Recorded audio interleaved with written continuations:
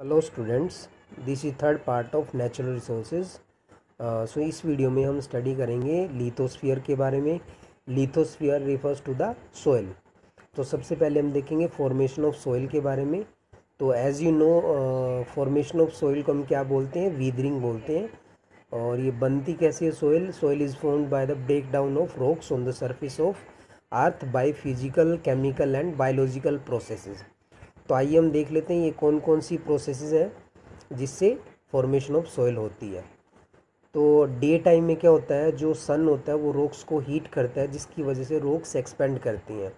और नाइट में टेम्परेचर कम हो जाता है तो रॉक्स कूल एंड कॉन्ट्रैक्ट्स करती हैं। तो इससे क्या होता है, रॉक्स में क्रैक्स आ जाते हैं और क्रैक्स आने से वो स्मॉलर पीसेस में ब्रेक डाउन हो जाती हैं।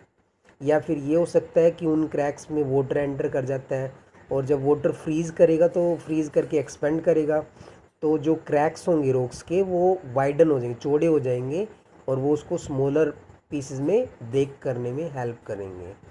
तो आप सभी ने देखा होगा, जब नदी का पानी आता है, जो फ्लोइंग वाटर होता है, वो अपने साथ रॉक पीसेस को कैरी करता है।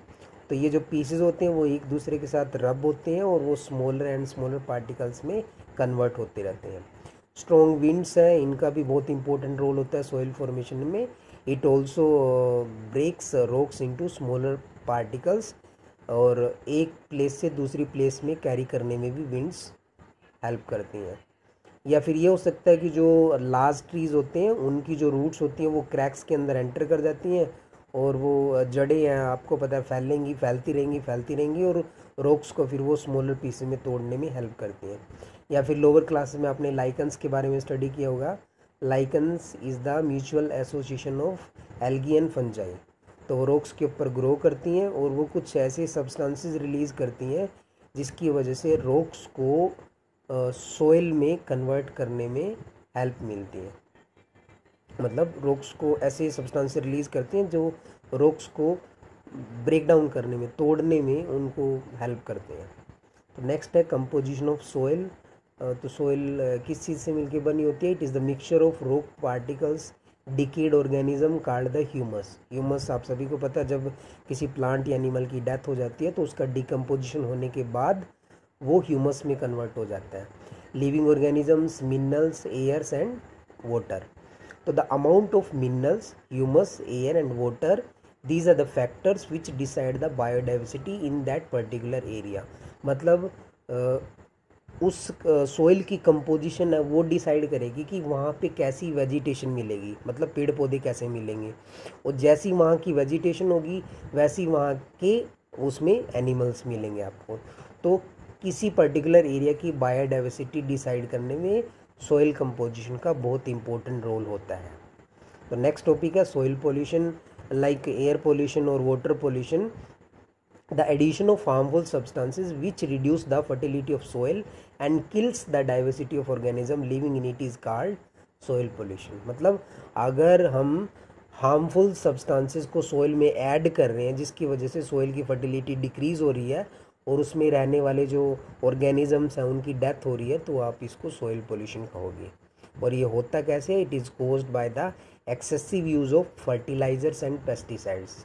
जो हम खेतों में जो ये हार्मफुल केमिकल्स यूज़ करते हैं, देखो यूज़ करने पड़ते हैं, बट अगर हम एक्सेसिव यूज़ करते हैं, बहुत ज़्यादा यूज़ करते हैं, वो हार्मफुल है हमारे लिए।